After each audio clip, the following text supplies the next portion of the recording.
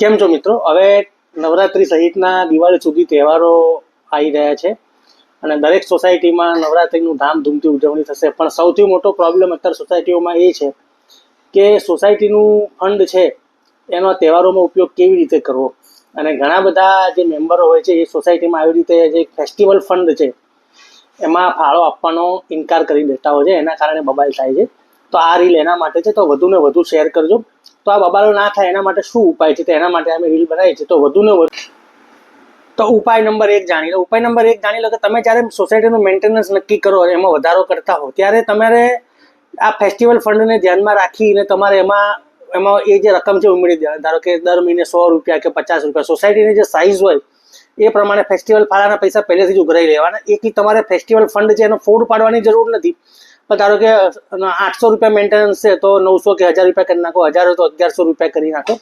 એવી રીતે તમે એમાં ફેરફાર કરી શકો છો. એટલે એ ફેસ્ટિવલ ફંડ પેટે જ એ પૈસા કહેવાય ને કે આવી જ ગયા ગણાય દરેક ઘર દીઠ. એટલે પછી જ્યારે ફેસ્ટિવલ ઉજવવાનો વારો આવે ત્યારે ફેસ્ટિવલમાં જે ફંડ એટલે જે સોસાયટીમાં જે ફંડ પડેલું હોય એમાંથી જ આ પૈસા ઉપાડવાના રહે. કોઈની જોડે માગવાની જરૂર પડે નહીં. અને એના માટે તમારે શું કરવાનું કે તમારે જે પણ ઉત્સવો તમે કરવાના છો વર્ષ દરમિયાન એ ઉત્સવમાં કેટલો અંદાજિત ખર્ચો થાય છે તમારે પહેલેથી જ નક્કી કરી રાખવાનું રહેશે. એટલે ધારો કે સમજો કે વર્ષનો ₹1,00,000 ખર્ચો થતો હોય દરેક વસ્તુનો થઈને, તો ₹1,00,000 આવી રીતે ફેસ્ટિવલ ફંડના પહેલેથી જ ભેગા થઈ જાય એવી રીતનું કરવું જોઈએ. એટલે પછી કોઈને ત્યાં ઘરે ઘરે માગવાનો પ્રશ્ન જ ઊભો ના થાય. બીજી વાત એ છે કે ઘણા લોકો એવા પ્રશ્ન કરતા હોય છે કે ફેસ્ટિવલ ફંડ છે એ ફરજિયાત આપવું પડે કે ના આપવું પડે.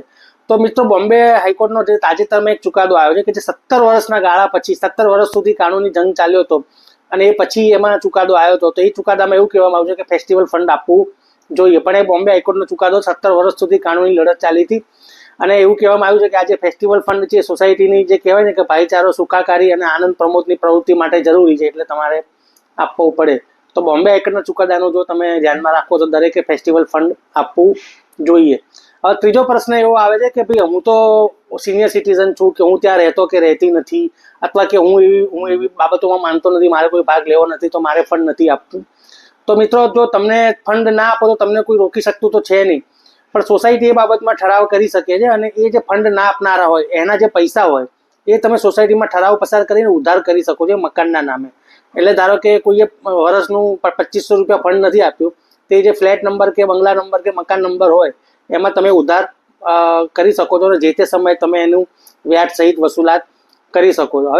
હવે આ વાત થઈ સોસાયટીની પેલા એની ફેવરની. પણ હવે વાત કરું મેમ્બરો, મારે નથી જ આપવા પૈસા, મારા સોસાયટીના ફંડમાં મારે ભાગ લેવો જ નથી, હું એમાં ભાગ લેતી પણ નથી, મારે આ ખોટા ખર્ચા લાગે છે. તો તમે આ શું કરી શકો? તો એમના માટે એક રસ્તો એવો છે કે તમે લોકો જે નોંધાયેલી સોસાયટી હોય તો તમે સોસાયટીના રજિસ્ટરમાં તમે જે સોસાયટીનું મેનેજમેન્ટ છે એની સામે ફરિયાદ કરી શકો છો ને એ ડિસાઇડ કરી શકે છે. અને જો રજિસ્ટ્રાર તમારી વિરુદ્ધમાં ઓર્ડર આપે તો પછી બોર્ડ ઓફ નોમિનીસને છેક હાઈકોર્ટ સુધી જવાનો તમારી જોડે વિકલ્પ ખુલ્લો રહે છે. તો મિત્રો, આમ જોવા જઈએ તો નાનું મોટું જો સોસાયટીનું ફંડ જો ફેસ્ટિવલ થતો હોય તો ફંડ આપવું જોઈએ, કેમ કે દરેકના આનંદનો વિષય છે. તમે પણ એમાં સહભાગી થઈને આનંદ માણવો જોઈએ.